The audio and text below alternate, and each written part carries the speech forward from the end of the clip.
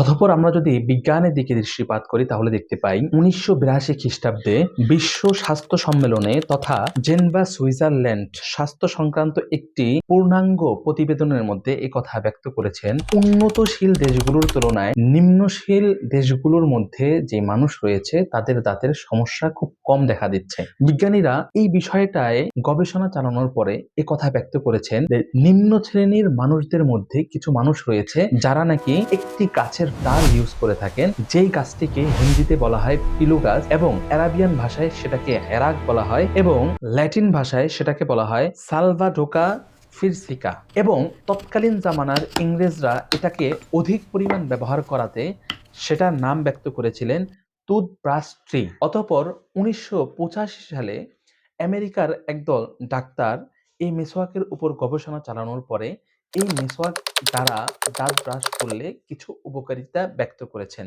তন্মধ্য থেকে এক নম্বর হলো মানুষের দাঁতের মধ্যে এক ধরনের রোগ হয়ে থাকে, সেটার নাম হচ্ছে জিঞ্জিভাইটিস। এই রোগের মাধ্যমে মানুষের মাড়ি থেকে রক্ত পড়া এবং মানুষের মাড়ি পচনশীল হয়, আর মিসওয়াক করার মাধ্যমে এই জিঞ্জিভাইটিস এটা দূরীভূত হয়ে যায়। 2 নম্বরে বিজ্ঞানীরা ব্যক্ত করেছেন যে ক্যারিস্টিস নামক এক ধরনের রোগ রয়েছে যেটা দাঁতের মধ্যে অধিক পরিমাণ দেখা দেয়, যেটা হওয়ার মাধ্যমে দাঁত আস্তে আস্তে ক্ষয় হতে থাকে আর যেটা মেসওয়াক করার মাধ্যমেই দূরীভূত হয়ে যায়। 3 নম্বরে বায়ুরিয়া নামক এক ধরনের রোগ রয়েছে যেটা দাঁতের মধ্যে হলে দাঁতের মাড়ি ফুলে যায় এবং দাঁত থেকে অঝরে রক্ত পড়া শুরু করে, আর এটাও একমাত্র মেসওয়াক করার মাধ্যমে দূরীভূত হয়ে থাকে।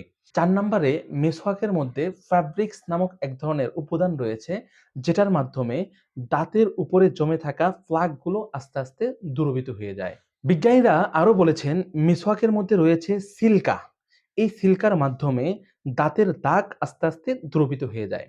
আরো বলেছেন মেসওয়াকের মধ্যে রয়েছে সোফার কম্পাউন্ড। এই সোফার কম্পাউন্ডের মাধ্যমে দাঁতের মধ্যে যে ধরনের জীবাণু রয়েছে এই জীবাণুগুলো দ্রবীভূত হয়ে যায়। এই মেসওয়াকের মধ্যে রয়েছে ফ্লাইরিট। এই ফ্লাইরিটের মাধ্যমে দাঁতকে অধিক পরিমাণ শক্ত করে।